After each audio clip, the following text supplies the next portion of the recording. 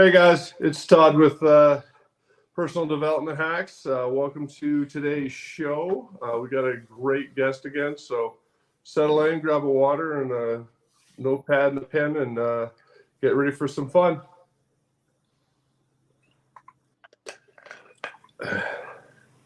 All right, so on today's episode, we've got a special guest. His name, oh God. His name's David. And hi, David. How are you? Hey, how are you? I noticed you didn't attempt to pronounce my last name, but that's okay. You're not the first. Well, it's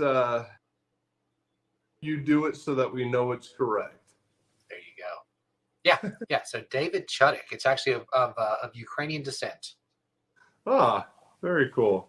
Well, it all last names come from somewhere. It's I heard a story once that as the biggest waves of immigrants were coming over through Ellis Island and stuff, and they were all from Italy, and they had their family names, but to Americanize them, basically the staff would name them according to kind of just what they looked like, so thus Baker, apparently that's where it came from. And they would, so you have some of those names that sound like just occupations or looks as well, but I could be wrong about that. Just something I heard. So, but back to the topic, David. So for the audience out there that doesn't know you, why don't you take a couple minutes and just explain who you are and what you're about? Yeah, so David Chudik, I'm a financial advisor, and I'm also a podcaster. I host the Weekly Wealth Podcast, so check it out at either the Weekly Wealth Podcast on Apple or any other platforms, or www.weeklywealthpodcast.com. But yeah, so I'm a financial advisor, but I'm a financial advisor with a twist. So I do all of the things that a typical financial planner would do within the financial planning process. So we help with investment planning, retirement planning, insurance planning, estate planning, all of those items. But I also I don't neglect what is typically a business owner's biggest asset, and that's their business itself. So I also help businesses through the 8 drivers of value, I help them to increase the value of their biggest asset. A lot of business owners are under the impression they can sell their business for a large sum of money to fund their retirement. And that may be true, but there are a lot of things that you can do to maximize your selling price. So it's a pretty cool thing. I love business owners. Business owners are just have their hands in so many different things. So I'm one of them. So yeah, I love being a resource to the business owners of the world. Yeah, it's it definitely is cool. Like I just going through this and knowing and just being in this element, the people I've met and what they focus on and what they do and what just their ideas. It's so fun just to be involved with a group like that, because you can come up with something crazy and someone there is gonna be like, I like that, or they'll entertain it. It's such a fun environment, because like the limiting beliefs and the structure of 9 to 5 and all that, it's gone, and you get in a group of us, and it's just open conversations and great friendships and great relationships for sure. So no question. And if there's one thing that came out of COVID that's positive, is geographical boundaries are no longer really that much of a limit for business. So I have clients, I'm in South Carolina, I have clients in Florida, in Oklahoma, in Kansas. I mean, so with Zoom or any type of video conferencing, we're able to do business with people just about anywhere. So that's a really, really positive thing. And it's also really convenient. So technology, if we embrace it, can really make our lives easier.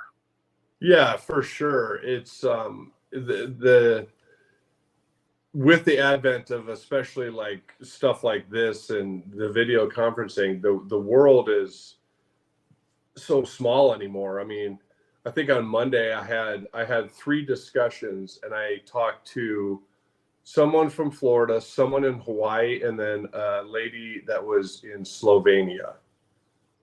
And that was all in like a 4 hour span of time, which back in the days, that's a 3 week trip, you know. But Uh-huh. um, so David, just in your specific line of work, like what do you see are, or what do you run into are people's most common misperceptions of money, how it works, stuff like that? Wow, that's a good one. So there are a lot of them. So one of the major misconception that you get is that, I don't have enough money to work with a financial advisor. Actually, in my former life, I used to teach tennis lessons at a resort at the beach, and people would say, "Well, I'm not good enough for lessons." Well, I was like, "Really? Well, then who is good enough for lessons, right?" I mean, tennis lessons are supposed to take you from whatever level you are now to the next level, and that could be from total beginner to somewhat beginner to average, or it could be from college level to pro level to elite pro level. Well, it's the same thing with money and financial advisors. You don't necessarily need millions and millions of dollars to work with a financial advisor, or for it to be important to work with a financial advisor. So getting a good start when you're young, and you can use the power of compounding interest, can just really set some some strongly held foundations to give you a strong financial life in the future. So I think that's one of the bigger ones, is that I don't have enough money to work with a financial advisor. Now, there are some financial advisors that have minimum account size requirements and so on, but there are a lot of fee only advisors that would charge like a monthly fee based on your net worth and things like that. So it's not really that much of a barrier anymore. Yeah, I've heard like some of these, some financial advisors, like they have account setups because they're focused on, like helping someone that's new to it, like just get started, which is the most important thing. Like you said, if the younger you start, the longer that has to grow and accrue, and the more you'll have it, whatever date that is. But they'll have stuff like for $50 a month, where Mhm. it's just $50 in. Yeah, you're not going to retire on it, but it gets you in the habit of just $50 a month, $50 a month. And then as you grow, then you can start to increase those numbers and really start to see it go from there. So, Yeah, so the first thing that everybody needs to do is start, and you're right. It could be $50 a month, it could be $20,000 a month, but it has to be what what the individual can afford to do. The other misconception is that most people believe that the only thing that they need to do with regard to financial planning is like save money and invest money. And that's not the case as well. So you have a lot of parts of your financial life that need to be dealt with. And of course, your investment and retirement planning is a big part of it. But what about insurance planning? So what about, let's say that I help you to build a portfolio of millions of dollars, but we never look at what insurances should you have. And then maybe you run a stop sign and you hit my car with my wife and my three kids, and we're all quadriplegics. That's literally millions of dollars worth of damages that either you're going to pay with the portfolio that I helped you build, or your car insurance in this case is going to pay. So if we didn't look at making sure that your car insurance, just as an example, is the right amount, right type for you, then everything that we've worked for could be gone in literally one missed stop sign. So a lot of things, for lack of a better term, go into making a proper financial plan. So it's not just about how much money can I save, it's also about how can I protect the money that I have? How can I live out my values based on how I handle my money? How can I minimize taxes if that's a possibility? So it can be very, very, very broad for sure. yeah, and you're right. And it brings up a valuable point. Like, oh, I think it was someone I heard that was talking about it, was saying like, back when my parents were coming up, like their goal was they just wanted to save and have $1 million, right? And that was, growing up, and I was born in 75, and they were, in their whatever 20s. And so they just wanted to grow and have $1 million. But when you look at stuff like insurance and like protections and stuff like that, like someone my age, I'm 47, like I don't need $1 million like to live the life that I want after I'm done working. I need 10. And my kids, they're probably going to need at least 20 to Right. be able to live, and inflation takes care of part of that, but it's like you got to start thinking of that, and the earlier you do, the better off you'll be. And that's where I think, one of the things to focus on is like, if you're 35 to 45 and you've got kids, they mimic your behaviors. Uh-huh. And so if you're out there and you're talking about stuff like investing, insuring, protecting for the long term and what it's doing, and showing the effects of even something simple as compound interest or stuff like that, your kids are going to emulate that and they're going to start doing the same, but gone are the days of put it in the bank. I mean, Uh-huh. Grant Cardone says it famously, like, it's a waste. You might as well just burn it if you're leaving it sit in the bank, because what you really want to do is take a dollar bill, put them into the marketplace, have them find 9 friends, and then come back, Right. right. And certainly there's more complex ways that people kind of generate cash flows and stuff like that, but just simply getting it in the hands of a professional like yourself to and just trusting the guidance that you're getting. I mean, what besides what we talked about, like not enough money or anything like that, but once you get someone like sitting in front of you that has crossed that barrier of, well, okay, I understand I need to start, but what becomes kind of some of their roadblocks along the path as well? One of the biggest roadblocks that we all have is going to be emotions. So there's a lot of different emotions. There's, hey, if the next guy gets elected, or if my guy doesn't get elected, um, people have whatever political side you are on. Politics are so divisive nowadays that people have very emotional responses to who gets elected or not elected. And the bottom line is, the markets have done well in all types of economies, all different types of wars, Democrats, Republicans, everything else. So that's not really a rational response. There were, after every election, there are people that pull their money out of the market because, quote, this party, whichever this party is that just got elected, is going to destroy the economy. And, for the most part, the markets are up, an average of 8 to 11% over the last 50, 60 years. So it's simply not true. So one of the biggest mistakes is emotions. Okay. So we got to get our emotions out of the way. We have to, the people that pulled their money out of the markets at the beginning of COVID, those are the ones that locked in their losses. And if they would have just had a plan to kind of stick it out, and they would have been back to where they were plus some.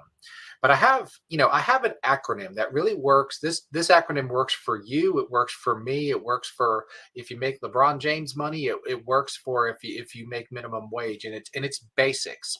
So you and I, we both need to get our budgets under control. And that simply means that we're spending less than we earn. Now, your financial reality is what it is, and you can afford to spend what you can afford, not anymore. And I guess you can spend less if you want to. But then we have the question of, how much of the fruits of our labor do we want to reap?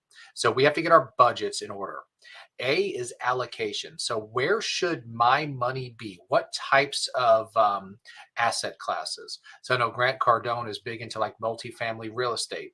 That's an asset. There's stocks, there's bonds, there's crypto, there's cash. We should have some in cash. I mean, we should all have 3 or 6 months of cash in the bank in case things happen. But all different types of asset classes.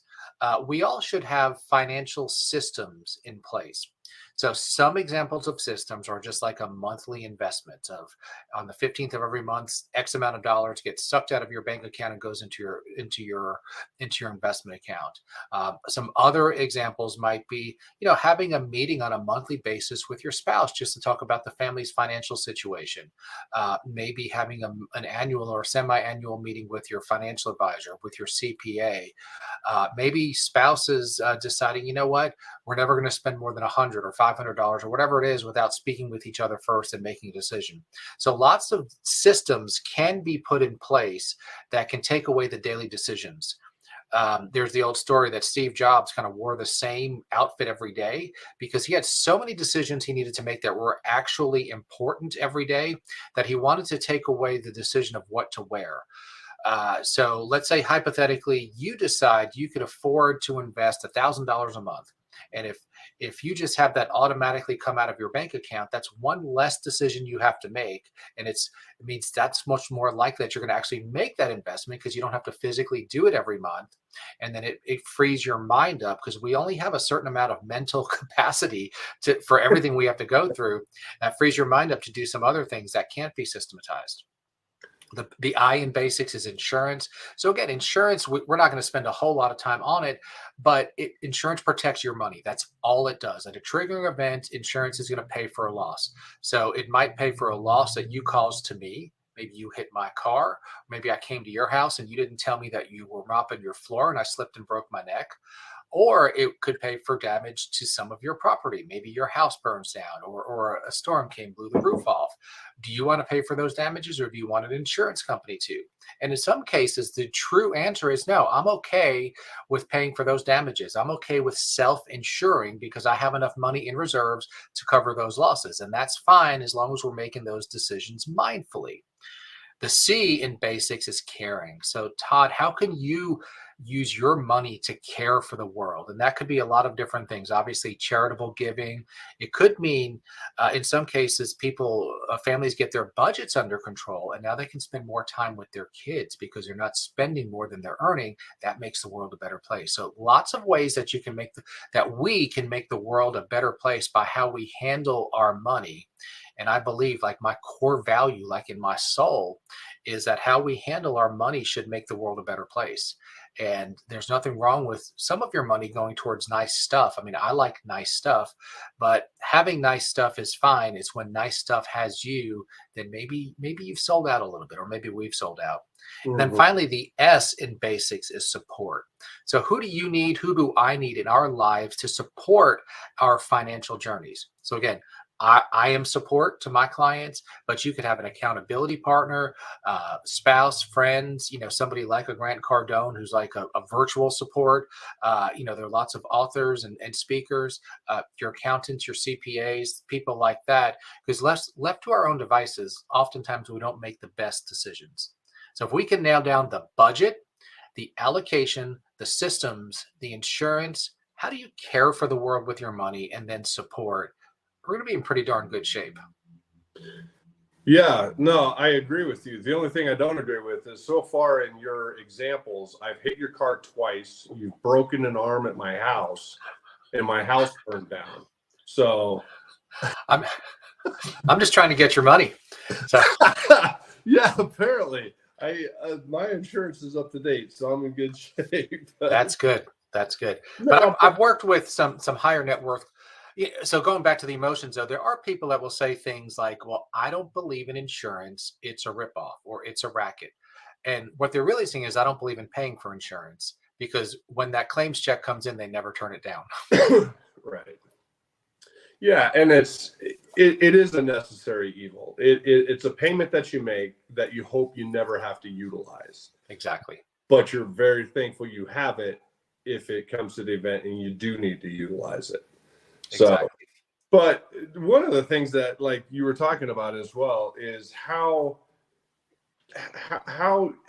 making it automatic to where it's a less decision, it's a budgeted item, and as you go along, it frees you up for time with family because or friends, loved ones, whatever it is, because we all know, like, people set resolutions for one of three reasons, right? Health, wealth, and relationships. Uh-huh.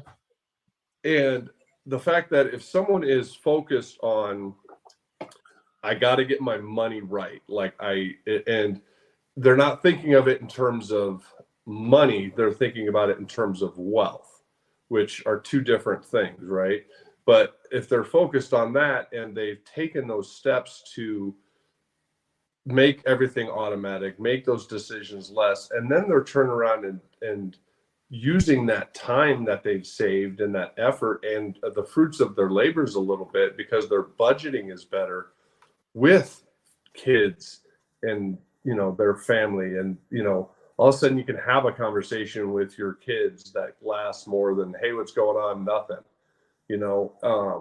Then you're right. I mean, that's better for them. It's better for society in general, because, it's with everyone being so busy, and, God knows all, everyone you see is like, face down, and, this is social to a lot. What did you say? I was just checking a text message. What did you say? I'm just kidding. Yeah, exactly. No, that's exactly it. It's like you get so distracted by that stuff that I think it is important. Like, you do take that time to really find out, like, what especially your kids, like, what they're into, like, what does actually interest them. What, if they start getting into, like, my son's 18, my daughter's about to be 16, like, I'm having those discussions, like, what interests you? What are you passionate about? It's not what do you want to do, it's right. what interests you and what are you passionate about? Because in today's world, you can create whatever, or someone already has, and with network connections and people and everything like that, I can find a mentor. If it's like, I want to go help, buy old hotels and turn them into condos and then sell it off. Okay. I know a guy that does exactly that, and he would be a great mentor and happy to show you how that actually works. So it's, once you start working on one aspect, don't let it just stop there, right? Right. There's other things out there in the world, like, don't live your life on the vacations that you see other people taking on Instagram. Like, how about just don't use social media at all? That would make all of our lives better. Yeah. Well, and it's Russell Brunson said it. He posted about it a couple days ago, and he says, I don't use social network to be social. He's like, I use it for business. Yep. And that's a madly successful individual who, has built and guided some very, very strong, high character, high productivity people. And he's like, I don't use social media to be social. Right. He's like, that's what the phone part of my cell phone is for. Yeah. Well, and social media for non-business is really seeing other people's fake highlight reels, and you're seeing the best of what they want to show you, and you're comparing your not best to that. And then, and I see the back end of a lot of people's finances. So I know that there are people that are taking all these really nice vacations, but they literally are financing them. So I mean, I'm not jealous of that, because I know that the bills are coming for those people, but they have the social media pictures and everything else of these awesome vacations. So just don't get in that comparison trap on social media, because it really can be it can tear you down. And I love what you're talking about with Russell Brunson. I use social media for I'll post a few pictures of soccer matches here and there, and relatives will see. But beyond that, it's a business. It's a way to get my brand's name out there. But as far as who I voted for or didn't vote for, if I had a fight with my wife, what I had for dinner, I mean, if you're my friend, you would know that already. You don't need to see it online. Yeah. It's the pictures of food. It's just like, what are you doing? But no, and you're right. Like I utilize social media, but it's because I'm filming stuff that's business related. I'm posting stuff that's business related. I'm replying to stuff that's business related, which has nothing to do with my family, like, Right. or, contact or keeping in touch or anything like that. So, all right, David. So we're about halfway through. So why don't you just tell people, I'll bring your banner up here and tell people how to contact you and what you can help with. So, if you're a business owner, especially, I work with non-business owners, but I really have a heart for the business owner. Check out I actually have two websites. The Weekly Wealth Podcast will have all of my shows and a little bit about me. There's a contact us button up at the top. You can always set a 30-minute appointment where we can talk about just the 30,000-foot levels of your finances. And if there's some next steps, we can take them. If not, sometimes we can agree to work together in a later point, or maybe not even agree to work together at all. But I'm always happy to spend 30 minutes with anybody. But what I do that's a little bit different than your typical financial advisor is, if you're a business owner, I can help you to maximize um, the value of your business so that you can sell it for a higher multiple when you're ready, or just have an easier and more profitable life today. So one thing that I always ask my business owner clients who have, as part of their informal financial plan, is that they're going to fund their retirement with the proceeds of the sale of their business. I always ask them, and you have to really answer this honestly: would you buy your business from somebody else? I mean, if you knew everything about your business right now, how much would you pay for it? And a lot of times business owners, they run businesses that are a little bit of a train wreck. Things are not under control. Maybe books aren't audited. Maybe there aren't signed contracts with customers. All those things that would lower the value of a business. So I can help business owners to maximize the value of their business. And if you go to my website, it's www.allofmyassets.com. And I came up with that name because I work with all of a business owner's assets. So I work with their stocks and their bonds and their traditional investments. I can provide some direction on real estate and things like that. But then what more than likely is their biggest asset, which is typically very underutilized and undermanaged, I can help them through the 8 drivers of business value to maximize that value. Very cool, man. That's I think it's something that's a great question that you kind of prompt people to ask themselves, is like, look at your business and put yourself outside of it, and what would you pay for it? Because Right. I think that they're, when you ask them, well, what's your business worth, they're going to say it's this, way up here.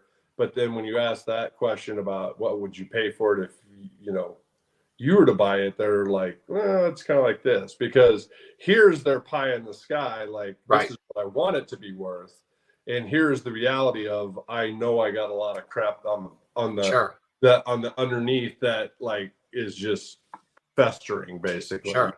Yeah. So So let me give you an example. So let's say I own David's restaurant and you're looking to buy my restaurant, and I'm looking to sell. And you have a broker, and your broker is kind of working with me, and you determine that I've not taken a vacation in several years because I can't. You've determined that I hadn't filed 2 years worth of tax returns, so we really don't know what last year's actual profit or loss was. Let's say that I don't have any types of systems in place. So depending on which cooks come in one day, your food might taste a little bit different because we don't have actual recipes and things like that. And let's say that most of the customers, they come in there to talk to me because I'm there every day and I'm kind of the owner, and they like me because I'm friendly. How much would you pay for that business? Because once I'm gone, once David's gone from David's restaurant, are they going to come back? Right? I mean, are they going to like Todd? Or are they going to like Todd's manager? Are they going to? Uh, are you Todd? The new owner, the new manager. Are what are you really buying? You're not buying much. You're not buying systems and processes. You're not buying audited numbers, and if anything, you're buying a headache. So that hypothetical business might sell for a pretty big discount. Yeah, because essentially what you're buying is the location and the gear. Yeah, Because, like, yeah. given the scenario that you just talked about, like an owner that's worth it, they're going to come through and do kind of personal evaluations and figure out, like, is this just you, or can you actually follow a recipe and a system?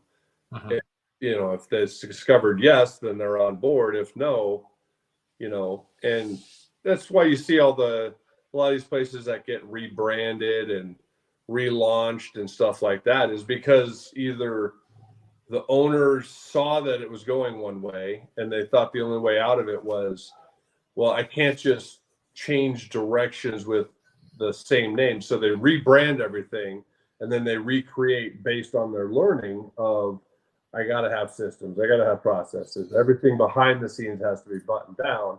Or that's when the new, or it's a scenario where, David's restaurant turns into Todd's restaurant because it needed a rebrand and a refresh, and David's not here anymore. So, we'll put a life-size poster of you in the corner and be like, if you want to talk to David, he's over there. He's not very talkative tonight, though. Right. So, right. But yeah, again, but in that case, you would have really just bought the equipment because you're not really buying a business and systems. So the price of the business, but let's say you were going to buy a franchise. Okay, so franchises don't need Todd to be there all day, every day. And typical franchisees, almost nobody owns one franchise restaurant, maybe in the beginning, but after you own one, you own multiple because it's all about systems. And the owner of a franchise restaurant is not the one cleaning the bathrooms, is not the one, they may not know how to do much of anything, but they're kind of a CEO overseeing things, and they have systems and processes and standards. Now, restaurants don't, but many other businesses have recurring revenue. That's a great value driver. How much of your revenue can you make recurring? And by going through this analysis and taking the value builder questionnaire, you can learn a lot about where there are some opportunities for your business's value to grow. Yeah, and I went down that franchise road a little bit, and I know there's basically like three types, right? There's the business owner, which is like a detailer, a house painter, or something like that, right? Like they buy a franchise, but their intent is to, I just need the name on the truck, but I'm still working every single day. Right. There's, semi-involved, which, they help with the build out, help get everything set up, and then they gradually move themselves into like a regional position to where they're still involved, but they're a little bit further away. And then there's a true absentee owner, which is, I bought the business, it's up and running, I just want my check every month. And Right. I don't, and Great Clips is a perfect example. There's the guy, I have oddly enough, I have actually a franchise broker that I know. And he was like, he sold a guy one Great Clips to start. And he says about, I don't know, a year and a half later, the guy calls him back. He's like, man, I was so upset with you that you got me to buy that Great Clips. He's like, I was so upset. Now I own 56 of them. Wow. And it's just because you're right. It's the same system. And it starts. So this dude doesn't know how to cut hair, right? I mean, he doesn't have a hair cutting background. No, yeah, doesn't know anything about it. Right. He thinks the blue stuff on the counter is stuff to drink. I don't know, but but you're right. It's like once you get those systems in, it's especially with the businesses, that's vitally important. Is to do, and it's probably something you should do every 6 months as a business owner is just evaluate, like, just clean off the desk of all the stuff that, like, I'll do it tomorrow, which, we can talk about procrastination on a different show, but, all those things, and clean it up so that every 6 months you're kind of doing this. Okay, I know what my business is worth because we just went through this. Everything is either paid or received or signed. I know exactly where I'm at, And that way they can have obviously, I mean, that's something you'll prompt them to do, so they can have a more intelligent conversation with you instead of, yeah, my business is worth this. And you're like, maybe not. Exactly. So, So one of the things that I talk a lot about with clients is financial reality. So whatever your financial reality is right now, that's what it is. It doesn't matter what you want it to be, that's what it is. And it's the same thing with the value of your business or anything business related. Right now, let's say the value of David's hypothetical restaurant is $100,000, but I'd love for it to be, $1 million. Well, 100 is where it is, and now we need to see if there are logical steps that we can take that will get it to $1 million of value. And it's the same thing with your retirement account, with any other part of your financial life. Is let's see where we are now. Let's get a benchmark, and then let's see what it would take to get us to that level where we would like to be. So we have to deal with facts, and facts take away emotional responses, because sometimes you just have to know what really is true, not what you think is true. I mean, I've dealt with new clients, and they'll tell you that, my net worth is $2 million.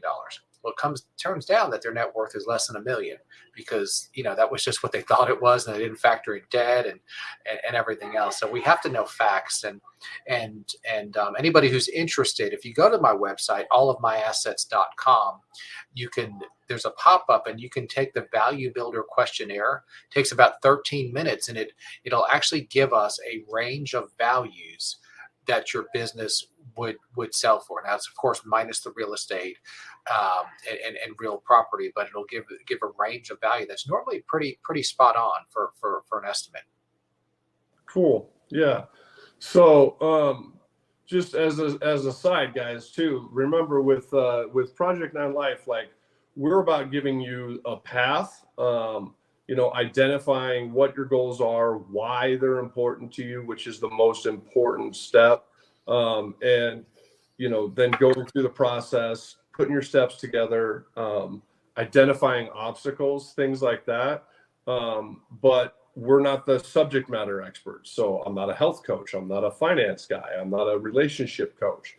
I'm going to give you a path, and then up to you, depending on where you're at. Like, if you're at the realm where, especially financial, if you're seeking it out, that's where, I have people like David on, because he is a subject matter expert on the wealth side of it. So if wealth is your main focal point, and you're taking those steps to get there, and your next step is like, I need professional help, that's why David's here, is because he can give you that professional help, to be able to make those wealth dreams more of a reality, because he's a professional and is better than you just going out and saying, I'm going to buy Google and just seeing what happens, right? But if you want more information, obviously, website's right there. Go to project9life.com, schedule a free call, and we can walk you through everything. But so we've covered a couple aspects of it. Obviously, the wealth. We talked a little bit about relationships. But I'm just curious, because you see people from all walks of life. Like, what is the biggest factor you think that prevents people from hitting, like, health goals? Wow, that's a really good one. I think that one of the biggest factors that keeps us from hitting any goals is simply drift, right? So money's kind of just a math question, right? Health goals is kind of have calories in, calories out. It may not be quite that simple, but I know when I'm doing really, really well health wise, I normally am tracking what I'm eating. When I'm not doing well, I'm not tracking. And then, half a bag of Doritos later that you don't even realize that you just ate a full day's worth of calories. Same thing money wise. It's really easy to mindlessly spend. And that could be, if you're on the lower income, that could be buying one Starbucks coffee. If you are, I have a client who was spending over $300 a week on DoorDash fees, not DoorDash So he was getting 2 or 3 meals a day on DoorDash. And, he's a nice guy. He's probably tipping a little bit more than he should. But, that's adding up to $15,000, $20,000 a year on DoorDash fees, which I don't know if you can afford. I don't think I can afford that, or I certainly wouldn't want to afford that. But we get in patterns, we get in habits, and we act mindlessly, and that gets in the way of achieving our goals. So I think that acknowledging, like, what are we spending? Where are we? Where are our weak points? Or, if you're in health, what am I eating? With Apple Watches and everything else, it's easy to know how many steps you took, and just be mindful of what the facts are. And then typically, once you know the facts, you can either on your own or with help of an expert, depending on how far you want to go, you can come up with a plan to get you at least moving towards the direction that you want to go. Because what causes stress in life, I think, is like when I'm here and I want to be here, but I'm not getting any closer. That's what causes stress and frustration. And what relieves stress is action that at least takes you kind of in the direction of where you want to go.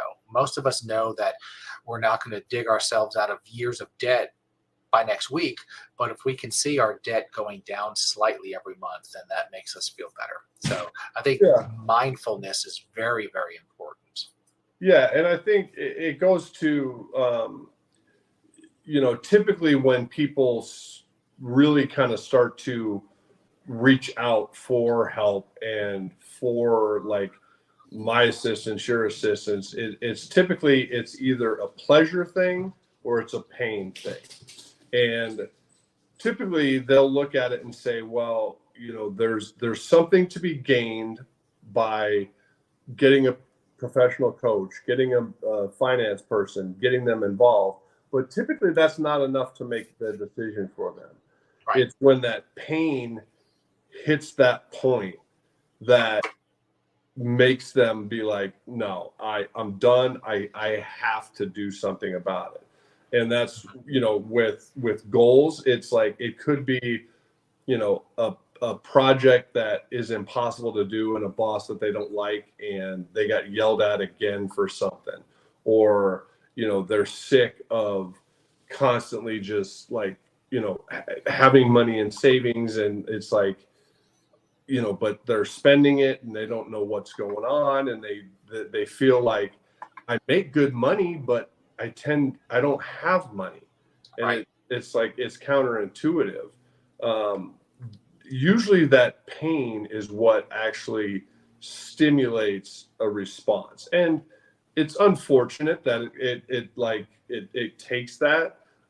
You'd love it if people kind of saw an opportunity as a pleasure point, and they're like, yes, I'm in a good spot, but I want to get to a better spot.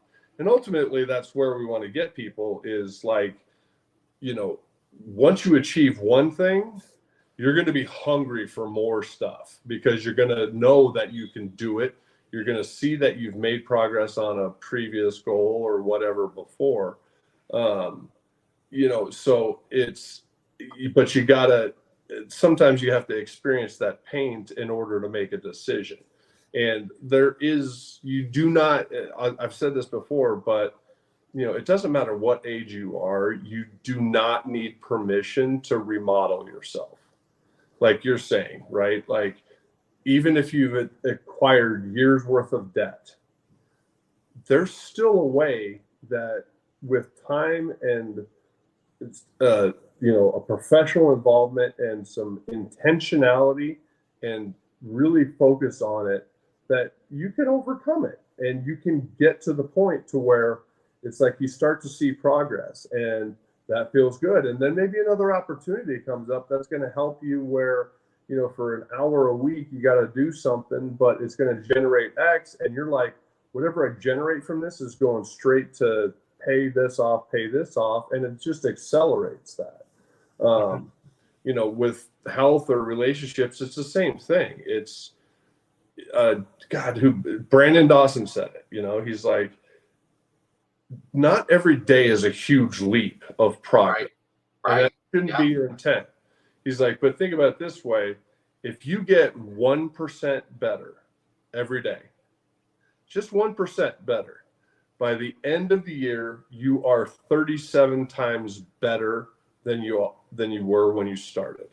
Yeah, and that's doable. 37 times tomorrow is not, but 1% tomorrow is. Yeah. Yeah, yeah. I don't know if you're familiar with Darren Hardy. He was the editor of Success Magazine. He wrote back before he was married, he wrote down like literally pages and pages and pages of the description of his ideal future wife. Like, what would this woman be like? And then what he did, and this is pretty profound, he had this 10 pages of description. And he said, what kind of man does that woman want? Because that's what I need to become, because then I can have that. So the person who's no longer in debt, what kind of person is that? What kind of person had the discipline to make changes? What kind of person maybe, because all of money decisions are somewhat psychological, right? So what kind of person maybe says, you know what, Todd has a nice car. I just don't have as much money as Todd, so I'm just going to not try to compete with him. I'm not going to have a car as nice as Todd's, and I'm okay with that. Whereas other people would say, well, I have to have the world think that I have more money than Todd, so I need to take out a loan to get a nicer car than Todd, and that's what builds debt. So ask yourself, like, what kind of a person has the income that you would like? And what type of value are they giving to the world?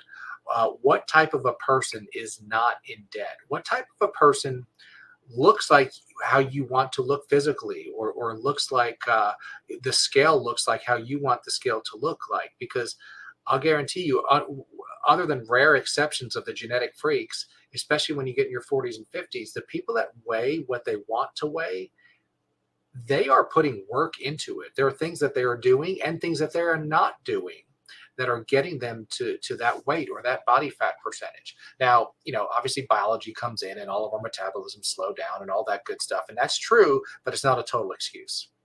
Right. Yeah. And I think the easiest way, not the easiest, actually, it's a simple way, but it's not easy to get out of the, competing with the Joneses or whatever. Well, he's got this car and I think we're at the same level and I make it as much as him, and why is he driving this and I'm driving that?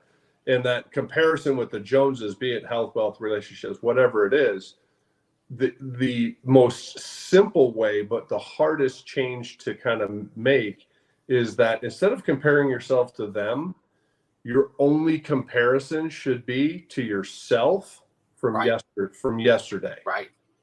Yeah. And if you are better today than you were from yesterday, congratulations, you've made progress. Now do it again, because consistency and just determination, those are superpowers as far as I'm concerned. Like, if you can stay consistent doing the same thing all the time with regard to your goals, and you're determined to get to whatever that end result, your success is, then those are powers that most people, they can't muster.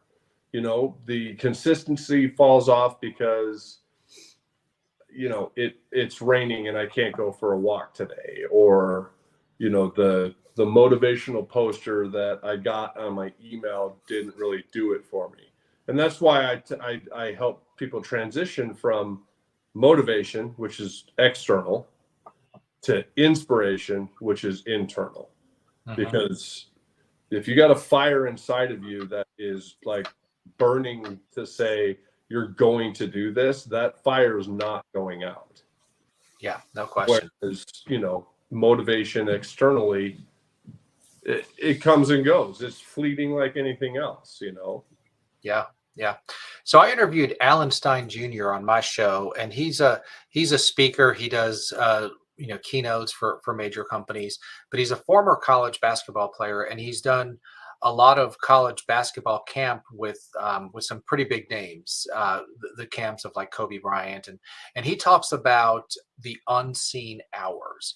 And what the great ones do, the reason they're great is because of the unseen hours. It's the Steph Curry's literally, doing hours and hours of easy shots when you're not looking. And then of course he's so good in the game that you're thinking, wow, this guy's awesome. But the amount of time and attention to detail with nutrition, with all of these things. So if you ask yourself, going back to that question, what kind of a person can set records in the NBA? Well, number one, or maybe not number one, but it'd have to be a genetically gifted person with a body type and everything else. But there are a lot of people that are genetically gifted and have a body type.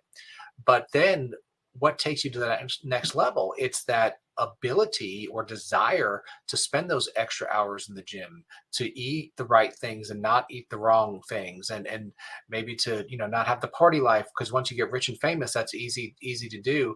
So the unseen hours for all of us is what's going to take us from one level to the next. And it's the living in drift that just kind of takes you to kind of what your potential is, within reason. But if we want to really truly achieve our potential, we need to be very purposeful and work during the unseen hours. Mm-hmm.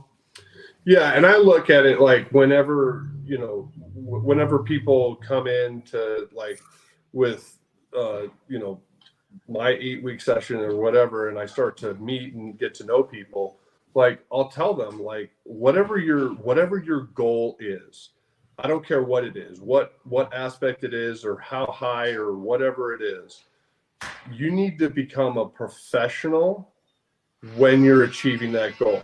And by that, I mean the difference between a professional and an amateur. An amateur will practice something until they get it right once. Mm-hmm. Whereas a professional will practice something until they can't get it wrong. Yep. Yeah. And that's the biggest difference, is like you said with Steph Curry, the guy is taking, you see him just knocking down threes all game right. long, and he might take 25 threes and hit 20 of them or whatever. But what you didn't see was earlier that day in a practice the day before, he shot probably 10,000 threes. Sure. Absolutely. Yeah. To just ingrain that it's muscle memory, it's feel, it's touch, I mean, there's a lot of stuff that goes into it, but he's not letting the fact that he hasn't done everything possible to create a repetitive muscle memory motion that allows him to just go out and shoot and everything down. Right. So, but now you and I are not in the NBA, but we can do the equivalent. We can listen to our podcast before we release them, and we can refine our messages. We can work on the details of the minutia of our businesses. My business coach, Coach Joe Lucas, he works with financial advisors. He says that one of the biggest predictors of financial advisor success is how they spend the first hour of their day. So we have a morning ritual that includes journaling, and includes giving thanks. It includes planning your day. It includes visualizing success. And if you want to be successful, you have to do those things, which some days are really fun and inspirational, but some days you just don't feel like it. But it's tremendously impactful.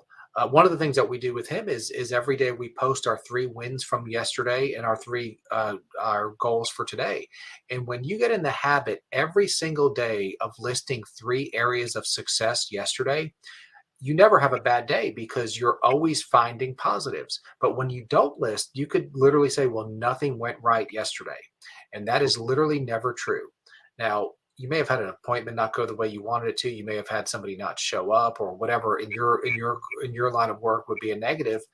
But you may have had just good dinner with your kids. You may have had a client give a referral. So acknowledging where we have had success, both tangibly and intangibly, I think can be life-changing.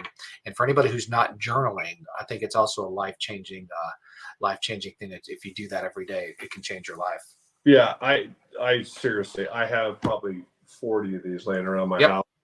And I leave them specifically in every room of the house because I never know when something's going to come to me, and I don't want to remember it. So it's easy enough just to write it down. But like what you're talking about, like the starting off your morning with the morning ritual, the easiest one I've heard, and there's not a name for it, but it was basically a 5 and 5 rule where the last 5 minutes of your day before you turn in for bed, you should sit there quietly and think of all the positive things in your life and things that you're thankful for, things that went well. Just clear out all the negative stuff and just think about what you're thankful for. I mean, you and I, man, we're, what is it, like 1 in 4.5 trillion that we actually exist.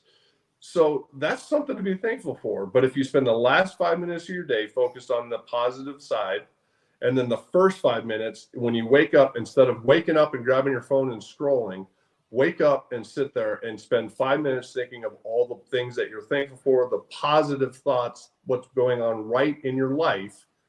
It is amazing the impact that it has on that day, that week, and then it becomes a habit. And all of a sudden, you're a month into having just amazingly great days because you're ending it and you're starting it on the right note. So, No question. all right, David, I got 1 minute left, man. I'm going to leave it to you to kick us out of here. All right, so you're putting me on the spot. So look at your money and look at your financial situation and look at your finances and your money as kind of an outward indicator of what's in your heart. And then make some changes, whether they're small changes, big changes. Maybe you need me or somebody like me. Maybe you just need to be a little bit more generous because you know that there's somebody or some organization that you need to support. Maybe, a lot of times we know what we need to do, at least to get the ball started, and get started somewhere. Look at where you want to be financially and ask yourself, what kind of a person is where I want to be? And then take some steps. And if you do that every day, we're all going to be moving in the right direction. Yep. Don't talk about it. Be about it, right? It's the lesson life. So, all right, guys. Thanks everyone for tuning in. It's Personal Development Hacks, and we'll see you guys later. Thanks.